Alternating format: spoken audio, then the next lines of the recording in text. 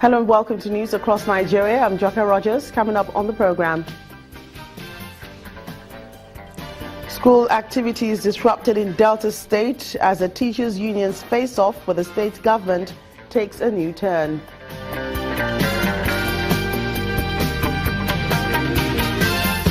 Minister of Power, Works and Housing tours project sites across Nigeria's northeast region.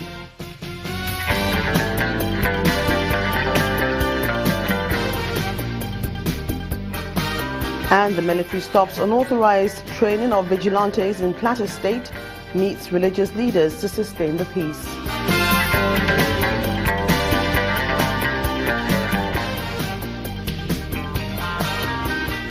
Welcome to the program. A former group managing director of the Nigerian National Petroleum Corporation, Mr. Andrew Yakubu, has been granted bail in the sum of 300 million naira. Mr. Yakubu is facing a 6-count charge of money laundering as preferred against him by the Economic and Financial Crimes Commission. The charges were all in relation to the money recovered from his house in Kaduna on February the 3rd. Ruling on the defendant's bail application, Justice Ahmed Mohammed observed that he had no reason to believe that the former NNPC GMD would jump bail. He then proceeded to grant bail to Mr. Yakubu for 300 million naira with 2 sureties in like sum. The judge said the sureties must own property which must be worth the bail sum within the Federal Capital Territory.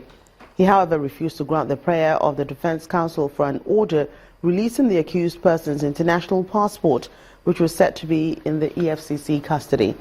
He ordered Mr. Yakubu to remain in prison pending when the defendant would meet the bail conditions. Justice Mohammed then adjourned until May the 9th for commencement of trial. Well, unless something is done, and urgently too, the nation's university system may be thrown into another round of crisis with the latest threat by the Academic Staff Union of Universities to the federal and state governments that they have 2 weeks to end the fragmented salary system or face the consequences. Chairman of the Academic Staff Union of Universities, ASU Uniben Zone, Professor Anthony Monyemina, who read the position of the union during a press conference in Benin City, the Edo State capital, says the government should take the blame in the case of any industrial disharmony in the nation's university system.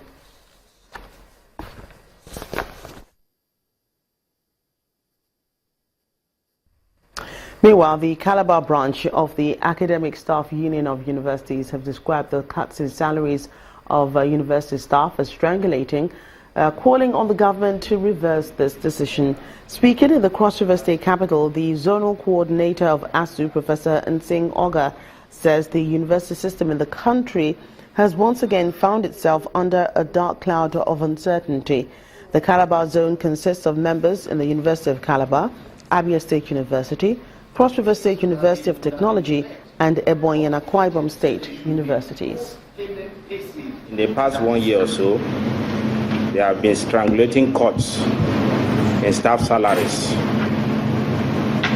particularly in University of Calabar and University of Uyo, for upward up to about a year, about 12 months.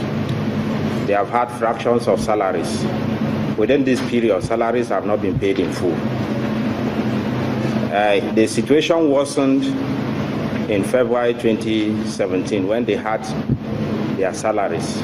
And in University of Calabar particularly, the cut was cut from 100% to 72.5%.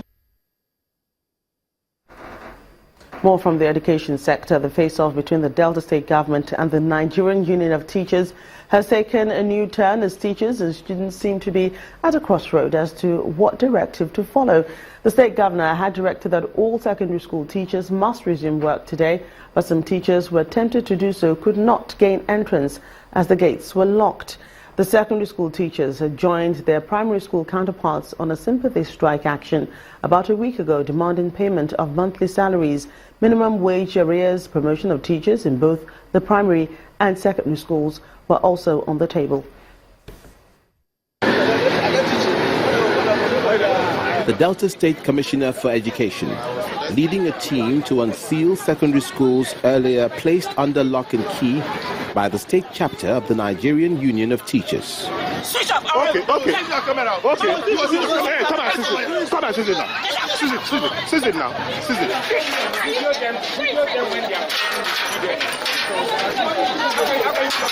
Open this one now.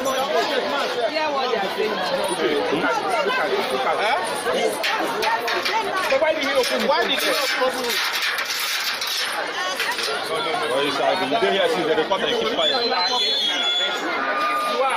Reluctantly, some teachers and students move into the school amidst arguments from both sides. Have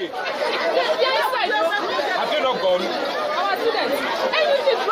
Go ahead now. Show me where they are now. Show me where they are. The Delta State Governor, Dr. Ifeanyi had on Saturday, March the 18th, in a press statement, directed members of the Delta State chapter of All Nigeria Confederation of Principals of Secondary Schools to ensure that secondary school teachers resume work from Monday, March the 20th, threatening to invoke the no work, no pay policy. While condemning the approach of the state government towards resolving the issue, the chairman of the Delta State chapter of the Nigerian Union of Teachers says until their demands are met, the strike will not be called off. The threat of the state government will not force us to suspend the strike. You see, if there is any industrial dispute, as it is now, what government and the trade union do is dialogue. The state government, on its own part, says it's met all obligations to the secondary school teachers. The decision, therefore, to go on a sympathy strike with their counterparts in the primary schools is completely unacceptable. They are not being owed any salaries. They've been paid up to date, unless they expect that they'll be paid their March salaries before the due date. So salaries have been paid as and when due. The union had embarked on the strike about a week ago over non-implementation of monthly salaries to primary school teachers as at when due, the decision by Joint Account Allocation Committee to reduce primary school teachers' monthly salaries, non-implementation of teachers' promotions by Post-Primary Education Board and the State Universal Basic Education Board, as well as non-payment of promotion arrears of primary and secondary school teachers. The Senate President, Dr. Bukola Saraki, has challenged lawmakers and staff of the National Assembly to engage in self-cleansing to enable the legislative arm of government perform its duties effectively. Dr. Saraki said this during the 5-day retreat for the management team of the National Assembly in Kogi State, north-central Nigeria. The training and repositioning of top management personnel of the National Assembly for effective operation is the reason for this gathering. Senate President Dr. Bukola Saraki, former and serving lawmakers, royal fathers, clergymen gathered here in Kogi State to take part in the 5-day retreat.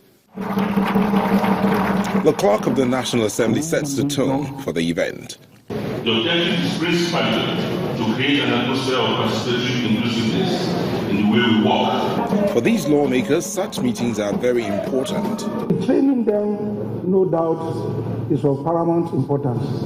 We expect a robust deliberation here, and we wish that at the end of the day, the aims and objectives of you coming to the conference state will be realized. We are the people who pioneered the establishment of this structure.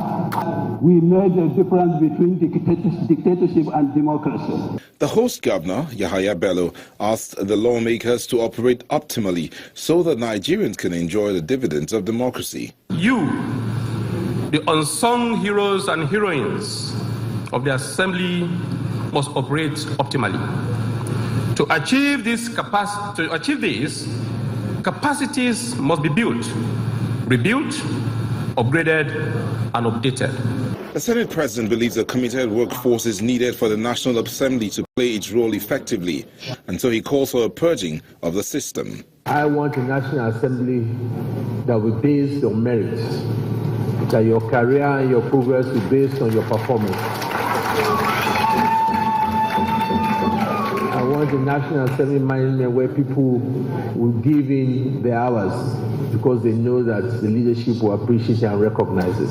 There are also calls for synergy between members of staff of the National Assembly and lawmakers if service delivery must be improved. At the end of the 5-day deliberations, Nigerians will look forward to a positive attitudinal change from this arm of government.